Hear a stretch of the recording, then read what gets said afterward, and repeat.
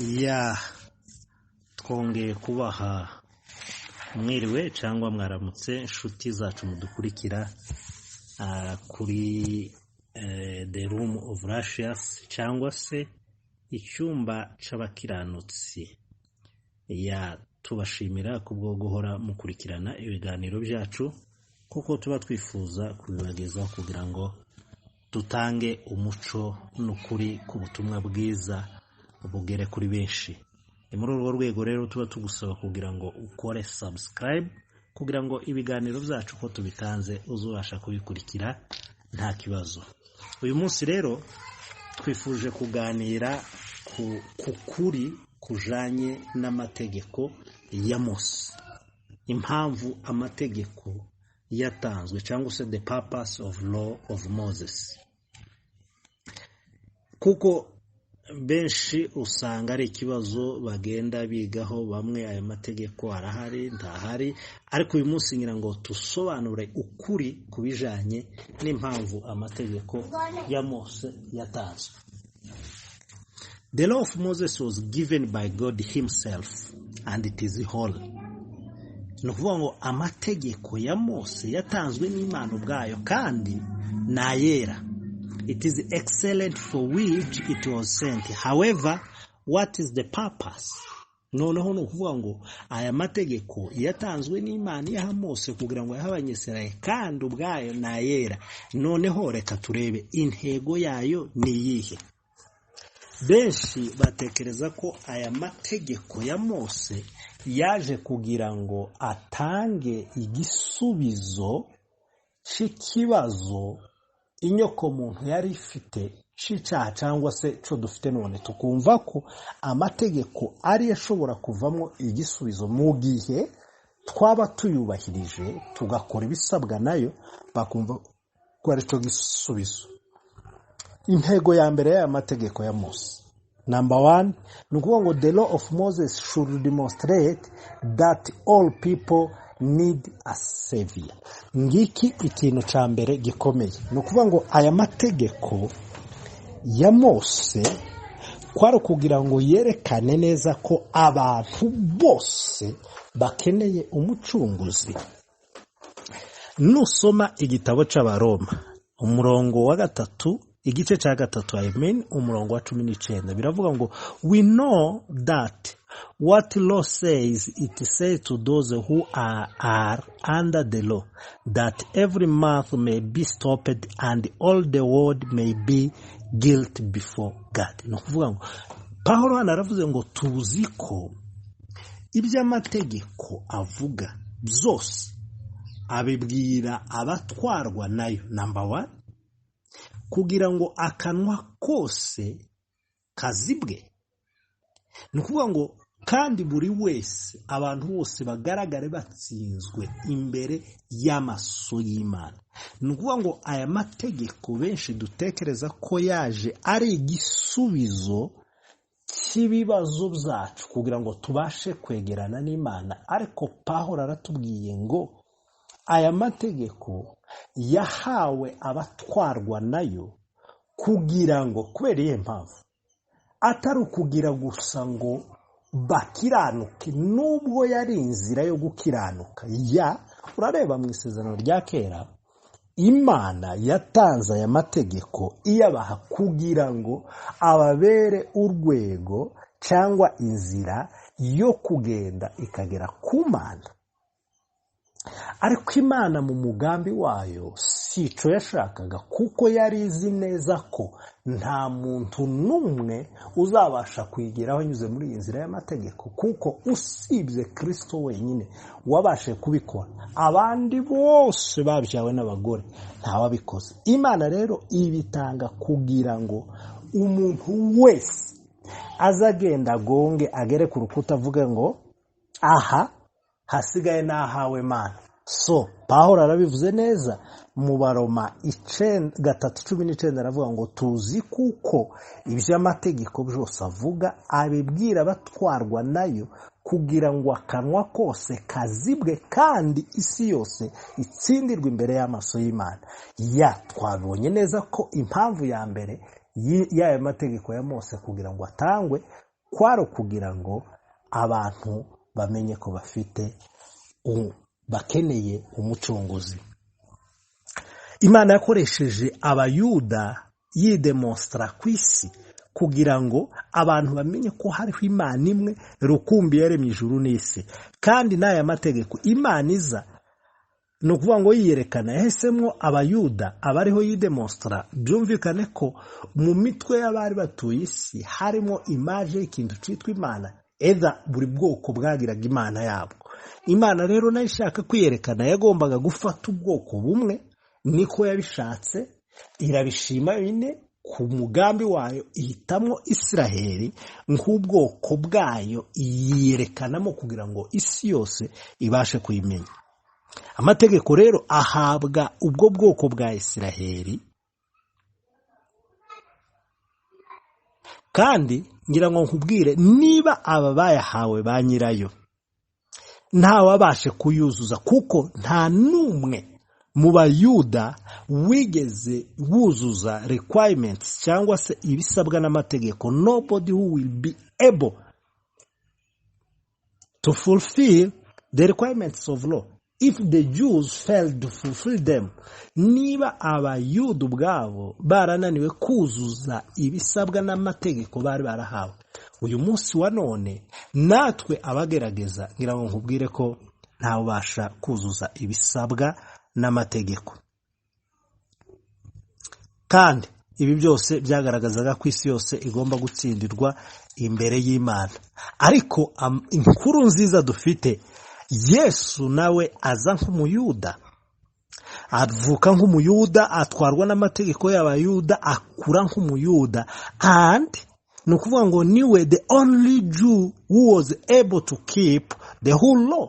Uyu wenyine, uyu Yesu nk'umuyuda, igihe yari akiri umuyuda, niwe wenyine wabashe gukora ibisabwa n'amategeko.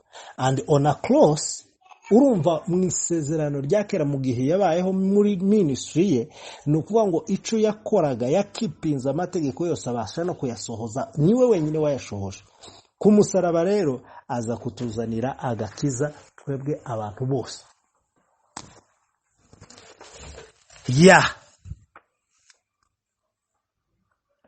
Icya kabiri rero, intego ya kabiri y'aya mategeko ya Mose. The law of Moses should reveal sin. Ni ukuvuga ngo amategeko ya Mose, imwe mu ntego zayo kwari ukugaragaza cyangwa se kuriviringa cyangwa se guhishura icyaha. Pawulo abyandikira Abaroma 3:20 aravuga ngo for by the law is knowledge of sin, kuko ikimenyekanisha icyaha ari amategeko. Amategeko ya Mose rero ntabwo yigeze atangwa kuba igisubizo cy'ibibazo cyangwa se ikibazo cy'inyokomuntu, ahubwo yaje kugira ngo yereke umuntu ikibazo afite. Ni ukuvuga ngo ntabwo yigeze na rimwe amategeko azana igisubizo, ahubwo yaje asangaho ikibazo, noneho arakigaragaza, akwereka ikibazo, akakubwira ngo nukora aha uzopfa. Then nta bushobozi na bumwe yigeze agira bwo kukubwira ngo ntukoreho, just kwari kukumenyesha. Ni nko kwireba amategeko ubundi ni nk'indorerwamo, urireba ukabona ko ufite ubucafu. Indorerwamo nta kindi kintu yo gukorera usibye kuba ukeneye kubona undi muntu ku ruhande uza akaguhanagura akagukuraho ya myanda. Niba ari aho wishikira ukabyikorera, habaye ndetse naho utagera ugahamagara undi muntu for your support. So amategeko nayo kwari kuza atubwira hari ikibazo aha naha, then yarangiza akakureka ukirwariza. Amategeko yaraturegaga cyangwa se ararega. The law accuse people without lifting one finger to help them. Nuguwa ngo aragusidaka akakurega ariko adashobora gutunga n'agatoki ku bibazo ufite kugira ngo agufashe.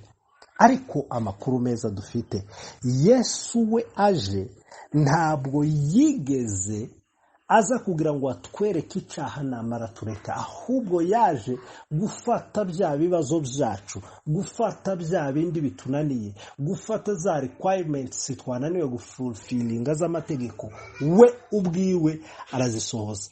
Abakorinto ba mbere 5:21 biravuga ngo utarigeze kumenya icyaha Imana yaramufashe imuhindura icyaha kugira ngo twebwe abanyabyaha duhabwe gukiranuka.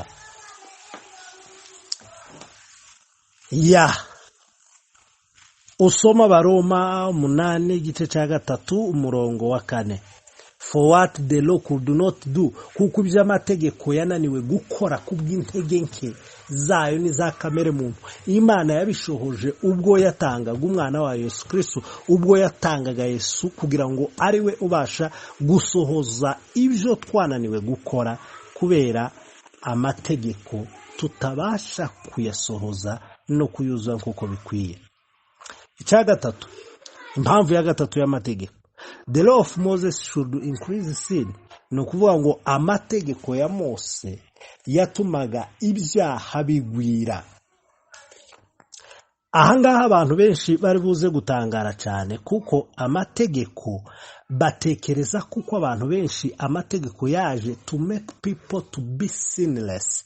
Amategeko batekereza ko yaje kugira ngo abantu babeho ari abaziranenge, ari abera, ari abantu badafite icyaha. But this is not according to the Bible. Ibi ntabwo ari Bibiliya.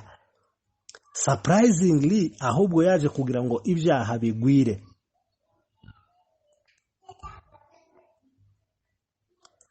Amategeko rero aza kugira ngo ibyaha bigwire, ahubwo ntabwo yaje kugira ngo abashe kubikuraho. Soma Abaroma 7:13 bwo urasoma wumve aya makuru y'icyo umwami Yesu yakoze. What caused sin to become exceedingly? Icyatumye ibyaha bigwira ni amategeko, kandi icyatumye abantu baba abanyabyaha ni amategeko.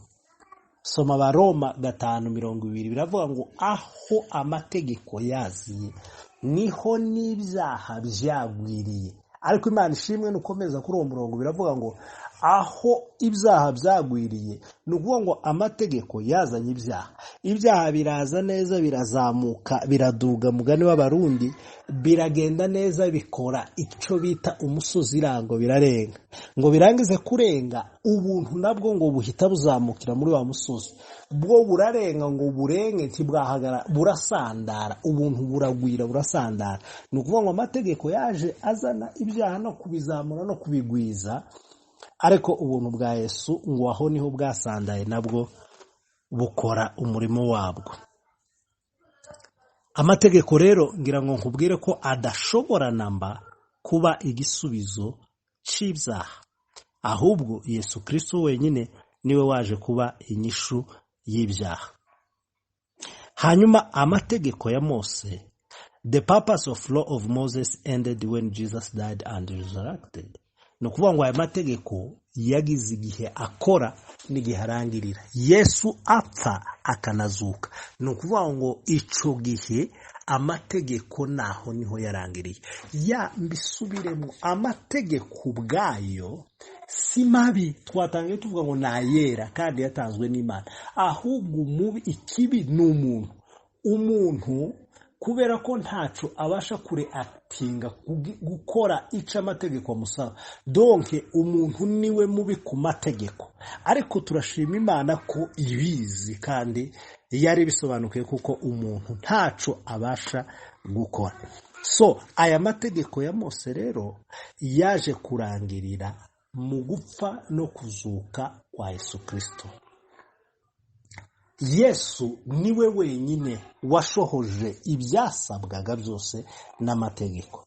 Mwibuke Yesu ku musaraba, ijambo magambo Bibiri ivuga yavuze ya nyuma, yavuzemo ijambo tetelesta, cyangwa se ijambo birarangiye.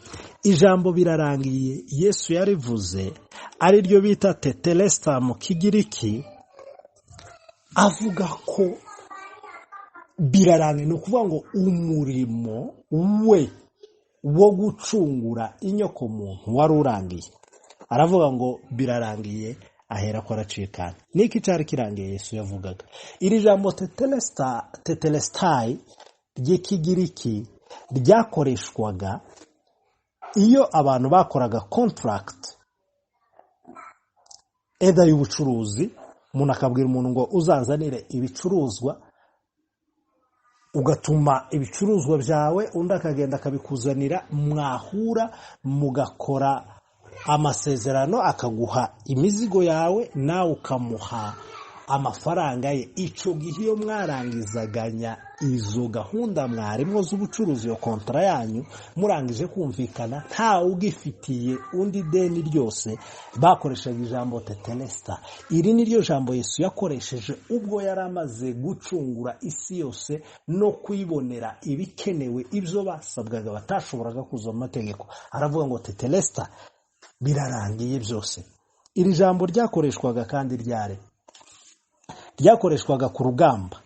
Iyo abantu batabaraga bakaja kurwana, barangiza kurwana bagafata igihugu, noneho bagatura, ico gihe baravugaga ngo tetelesta, kuko urugamba rushojwe kandi amahoro yabaye. No kuvuga ngo nta kindi kibazo gihari. Yesu rero ngo aje gucikana aravuga ngo tetelesta, birarangiye ibyo gucungura umuntu, birarangiye umuntu abonye gukiranuka, birarangiye umuntu abonye gutsindishirizwa. Tetelesta, iri jambo kandi birarangiye tetelestai ryakoreshwaga mu nkiko iyo umuntu yabaga ariho burana, noneho hakaza kugirwa umwere kese igashira, bakoreshaga ijambo tetelestai, bivuga ngo birarangiye. Umwami Yesu rero yarabirangije. Umwami Yesu niwe wenyine washohoje amategeko, requirements z'amategeko.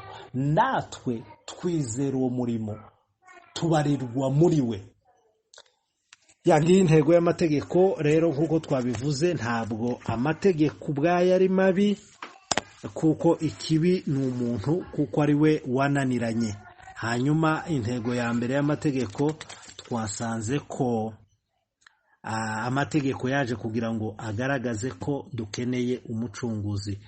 Binyuze mu mategeko, mu by'ukuri ibyo wakora byose ntabwo wabasha gutsindishirizwa, ntabwo wabasha kugera ku rwego rwo gukiranuka. Still ukeneye umucunguzi, still ukeneye umufasha, still ukeneye helper. Iyo niyo ntego y'amategeko, kwari kugira ngo azamure standard, noneho ugeraho uvuga ngo sinshoboye, siweze mimi peke yangu, Baba naomba unisaidie. Ya kabiri twasanze ko intego y'amategeko kwari kugira ngo agaragaze icyaha, ishuri icyaha, ariko kandi akaza twereka icyaha ariko adafite kugira icyo akora ku cyaha. Ariko turashima Kristo ko yaje we agapfira icyaha, agatanga gukiranuka. Intego ya gatatu twasanze ko amategeko ya Mose yatumaga ibyaha bigwira, ariko Imana ishimwe kuko aho ibyaha byagwiriye niho ubuntu bwasaze. Icakane twasanze ko amategeko arayera, nta kibazo afite, bitewe n'intego yayo, kwari kugira ngo tumenye ko dukeneye umucunguzi. Donc nta kibazo cy'amategeko, kuko yarawe kutumenyesha ko tudashoboye, kugira ngo dusalendinge, tuzamure amaboko. Aya mategeko rero yarangiriye mu ipfa no mwizuka ya Kristo. Abagalatiya 3:23 ndatekereza, Bibiliya iravuga ngo icakora uko kwizera kutaraza twarindwaga, we were kept by laws. Ni ukuvuga ngo kwizera kutaraza, kwizera kuvugwa aha ntabwo ari bya bindi bazavuga ngo kwizera no kwiyohera. Aha ni umuntu, kandi uwo muntu ni Kristo. Kwizera kutaraza twarindwaga, tubohewe, gutwarwa n'amategeko. Murongo wa 24 aravuga ngo nyamara uko kwizera kumaze kuza, ntitwaba tugitwawe na wa mushorera. Ngaya makuru meza